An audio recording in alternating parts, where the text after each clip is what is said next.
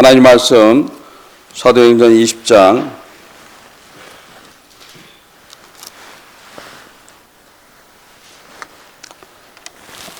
10절에서 12절 말씀입니다. 사도행전 20장 10절에서 12절 말씀. 사도행전 20장 10절에서 12절 말씀 합독합니다. 바울이 내려가서 그 위에 엎드려 그 몸을 안고 말하되 떠들지 말라 생명이 저에게 있다 하고 올라가 떡을 떼어 먹고 오랫동안 곧 날이 새기까지 이야기하고 떠나니라.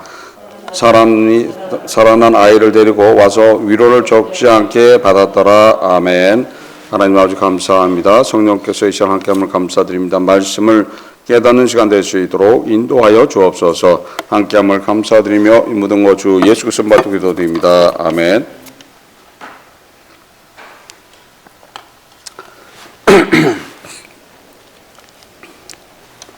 지금 3층 누에서 졸다가 창문에서 졸다가 떨어져서 지금 청년이 떨어졌는데 죽었죠.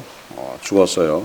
그럴 때 바울이 쫓아 내려가서 그 청년을 살리는 거죠.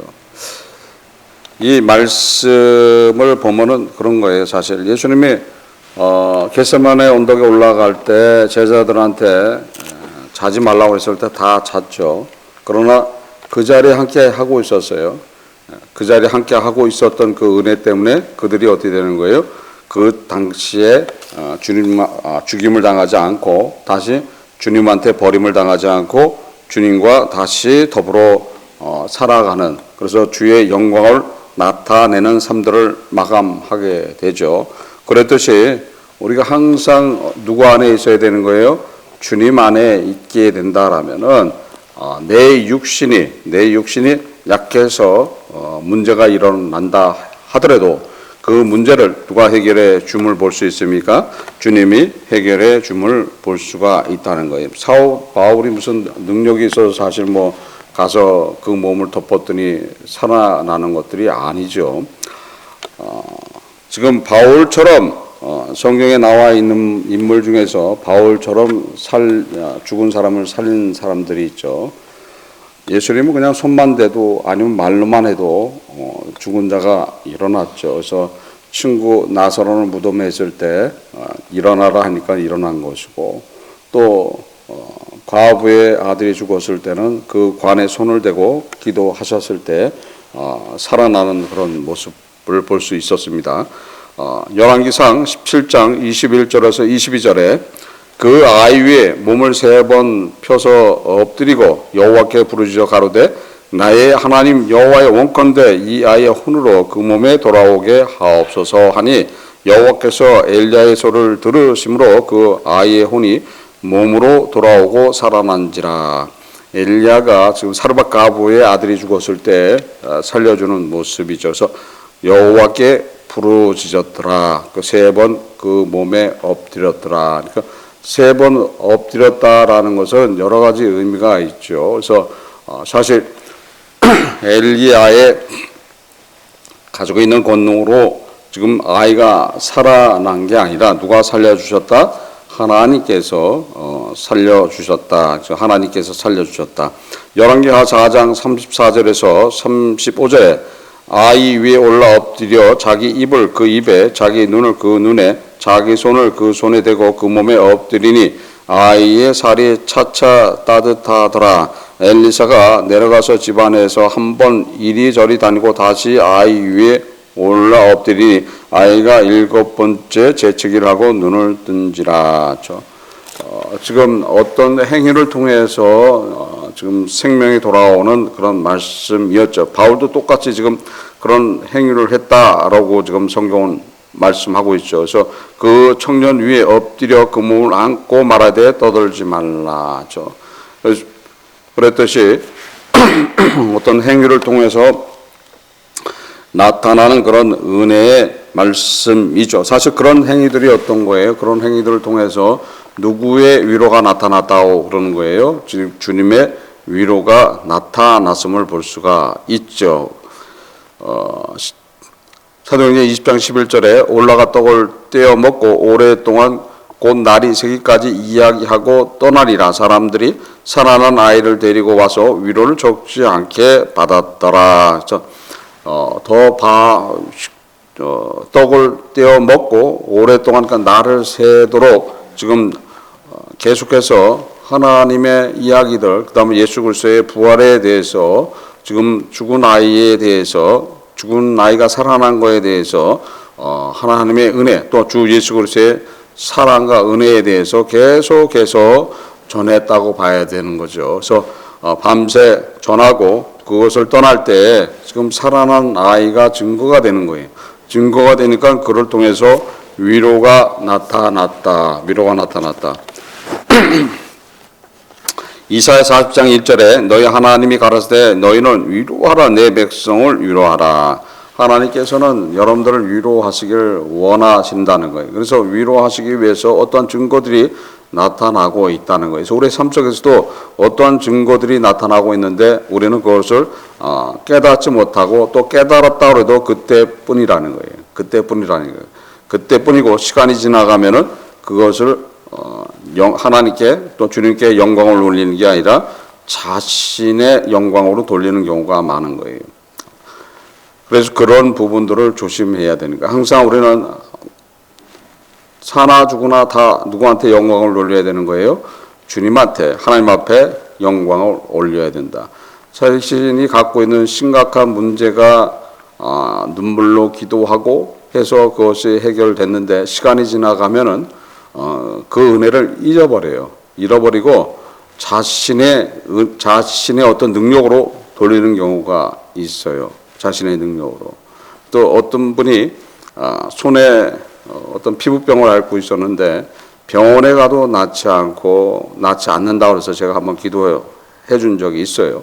그래서 그 피부병이 없어졌는데 나중에 그때 당시에는 감사하다고 고맙다고 얘기를 했죠. 그러나 나중에 시간이 지나서는 뭐라고 얘기를 하냐라면은 자신의 목욕탕 안에 그 다용도 안에 그 안에 보니까는 예전에 쓰던 피부약이 있어서 그 피부약을 갖다 발랐더니 나았더라 이렇게 얘기하는 거예요.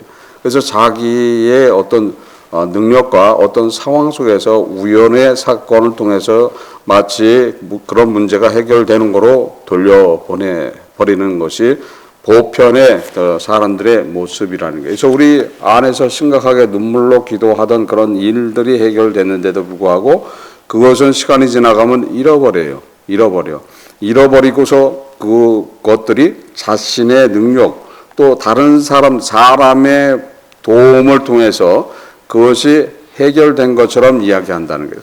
사람이 도와줬다 해도 사실 그 도움을 주게끔 누가 인도하시는 거예요? 주님이 인도하시는 거예요. 지금 청년이 죽었었는데 살아났다. 바울의 능력이 아닌 거예요. 바울의 능력이 아니라 주님의 은혜가 있었다. 자, 사실 어떻게 보면은 그 사건 속에 나타나는 이유가 있었다는 거죠. 이유가 밤새 강론을 했다. 사실 밤새 강론을 왜 했겠어요? 해도 이해 못하는 사람이 있다고 봐야 되는 거예요. 해도 부정적인 모습을 하고 있는 사람이 있다는 거예요. 그러니까 밤새 했다는 거예요. 밤새 했는데 그런데도 불구하고 거기에 대한 증거를 받지 못하니까는 지금 청년의 죽음을 통해서 누구의 은혜가 나타나게 하는 거예요?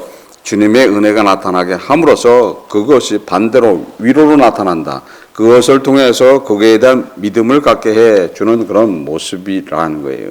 그래서 우리는 이런 모습 안에 나타나는 하나님의 은혜, 주님의 은혜가 어떠한 것인가를 알아야 돼. 지금 이곳에 있는 사람들이 바울이 저녁 식사하고 나서 한 시간 동안 이야기했는데 할렐루야 아멘 하면서 다 뒤집어졌다 그러면 밤새 이야기할 이유도 없어야죠. 그래서 다 성령이 감동을 줘버렸다 그러면 성령이 감동을 줬으면 성령이 벌써 교통을 주기 때문에 성령의 교통을 통해서 하나님과 예수 그리스도에 대한 그런 은혜의 모든 것들이 그대로 나타나게 돼 있고 사모하고 간구함 속에서 나타나고 있었다 하면은 지금 청년이 죽는 사건도 일어나지 않는다는 거예요. 그러나 지금 이곳에 있던 분들이 그 말씀에 대한 이야기에 대한 어떤 모습 속에서 그걸 받아들이지 않고 있었다고 봐야 되는 거예요. 그러니까 밤새 이야기하고 또 그 후에 은혜가 나타난 걸 통해서 그 은혜에 대한 이야기를 계속 하다 보니까 그냥 밤을 샜다. 이렇게죠. 밤을 새고 결국 밤을 새서 전했던 그 복음의 결과가 나타난 것 때문에 위로를 받더라. 참 어떻게 보면 미련한 것들이에요. 미련한 것들이야. 그래서 항상 위로해 주시는 분. 에베소 6장 22절에 우리 사정을 알게 하고 또 너희 마음을 위로하게 하기 위하여 내가 특별히 저희를 너에게 보냈노라. 특별히 보냈노라. 그러니까 예수 그리스도께서 사실 바울이 강론할 수 있게끔 밤새 이야기하게끔 특별히 보내서 그 모든 것들을 위로하게 하시고 또 그 위로를 통해서 주님을 만나게 해줬다. 그래서 항상 위로의 말이 우리의 삶 속에서 계속 나타나고 있는데도 불구하고 우리는 그 위로의 말을 받아들이지 않고 살아간다는 거예요. 데살로니가전서 4장 18절에 그러므로 이 여러 말로 서로 위로하라. 또한 그뿐 아니라 데살로니가전서 5장 14절에 또 형제들아 너희를 권면하느니 김없는 자들은 곤개하며 마음이 약한 자들은 안위하고 힘이 없는 자들을 붙들어주며 모든 사람을 대하여 오래 참으라. 오래 참으면서 권면하고 또 붙들어주고 위로함으로써 누구의 은혜가 나타나게 하는 거예요? 주님의 위로와 은혜가 나타나게 해주는 일이다. 지금 이 사건을 통해서 보면은 그렇다는 거예요. 그 사건이 우리의 삶 속에서도 똑같이 반복되고 있다는 것을 아셔야 된다는 거예요. 성령의 감동은 계속해서 이루어지고 있다는 거예요. 그래서 우리의 삶 속에서 내가 그대로 할렐루야 아멘 하면은 모든 문제는 아무 일 없이 진행하지만은 그렇지 않게 된다라면은 내가 믿을 수 있는 증거가 나타나는데 그 증거가 어떻게 되는 거예요?